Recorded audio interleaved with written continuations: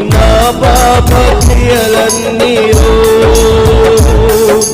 నే విడిచిపెట్టెదనయ్యా. నా దోషములు మన్నించి నన్ను పరిశుద్ధునిగా మార్చెగా. నా పాప క్రియలన్నీయో